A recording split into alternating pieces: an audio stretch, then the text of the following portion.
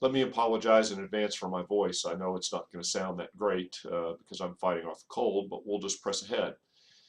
These lessons mark a transition for us in the course.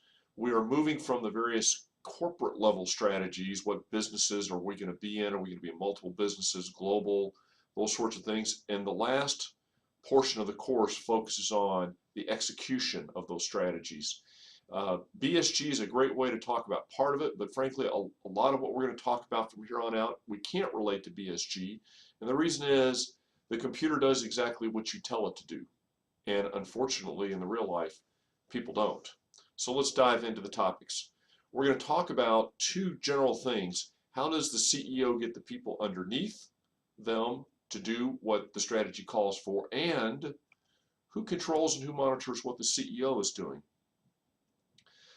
I'm going to be upfront. I don't think the textbook is really very helpful when it depicts, well, in the past, strategy was pretty much linear. You made the decisions, you implemented them, you had success, and you went off the country club to play golf. It's never really been that way. But I do agree with the way they're describing it, where they say it's a continual process of going back and revisiting assumptions.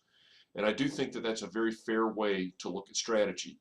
The first element of that is the informational control, and this you are very much doing in BSG. The idea is, and we've been talking about this throughout the course, that at all points you're going back and revisiting your strategy. And it talks about here that the key question is, do our strategy and goals still fit? But a simple way to say it is, we made some assumptions about the world when we put this strategy into place. Are those assumptions bearing out? So, for example, in BSG, you decided up front what position you were going to execute with your cameras. I'm sorry, with your shoes.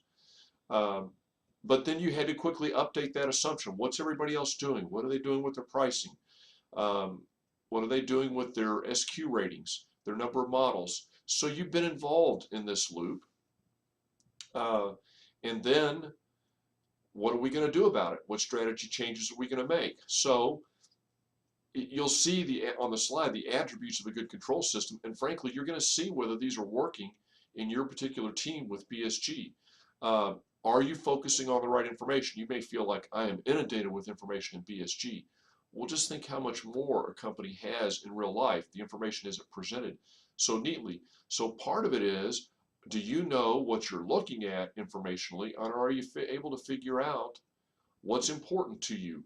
Uh, are you working and bringing your decisions together as a group when it's important for everyone to know and to participate in that decision? They talk about best interpreted face-to-face when that's possible, obviously, because you need to read a lot of nuance and you need to have effective communication. And one of the things that the research does show is that our communication is most effective face-to-face. Anytime there's electronic intermediation, some of the message is lost, and it's a catalyst for debate. I don't expect that all of your discussions in BSG are harmonious.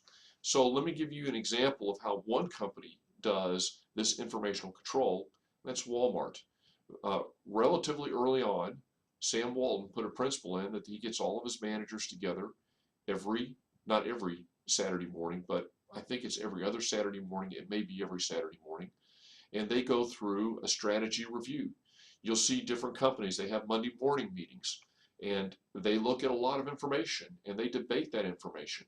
So this is a hallmark of good companies. And then it talks about the little bullet or this caption at the bottom of the slide is information that keeps you awake at night. I don't enjoy the fact, I know many of you stay up to get your BSG results. And some of you have told me that you're busy texting and those sorts of things right after the results come out. So this is the information that you're pondering right away. We're going to watch in a couple of weeks a series of clips by Anne Mulcahy, who was the CEO of Xerox during a particular difficult time. And she's pretty candid about she lay awake a lot of nights wondering whether they were doing the right thing.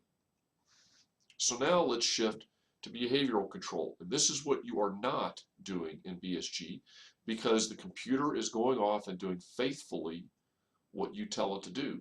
So this is the idea of how does the CEO control the company to make sure that they are doing what the strategy calls for.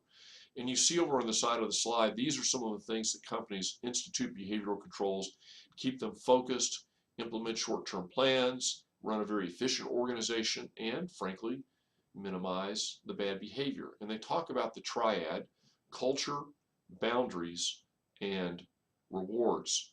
In the next video clip, I'm going to dive into each of these and talk about them in more detail. But what I want you to realize is it's not a matter of either or for any of these. They operate in all companies to varying degrees. So it's a matter of how you weight them, not do you do them at all.